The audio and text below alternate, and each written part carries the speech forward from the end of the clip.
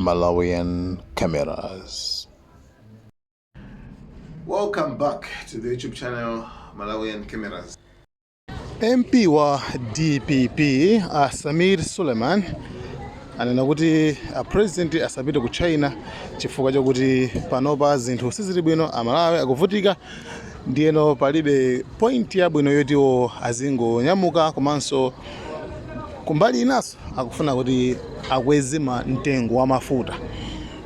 Nde izozo iwo ayankha parliament kuti ayi. Thank you.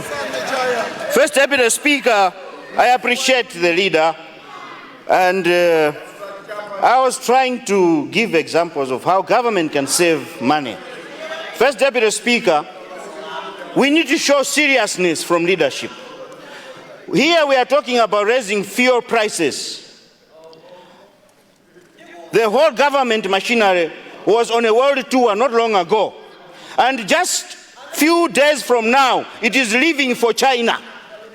These are the expenses we are talking about. To show seriousness, let the President cancel his China trip and stay here with us. Let him suffer with us. We don't want to raise any price.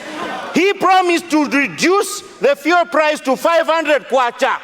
What happened to that promise? Well, remember, don't shout. Don't shout. Don't sorry. Don't shout. And lastly, First Deputy Speaker, I am happy Consider that winding up.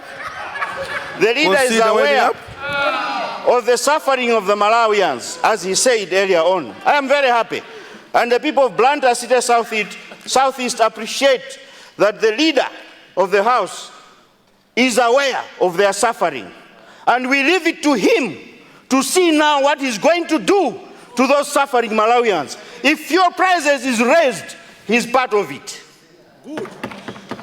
Lastly, through this House, I want to call for resignation of the Kama president, who has stopped knowing his mandate. He has overstayed. He's got no ideas. Instead of defending poor Malawians, he wants poor Malawians to suffer. Let him resign now and join politics under MCP. Thank you very much.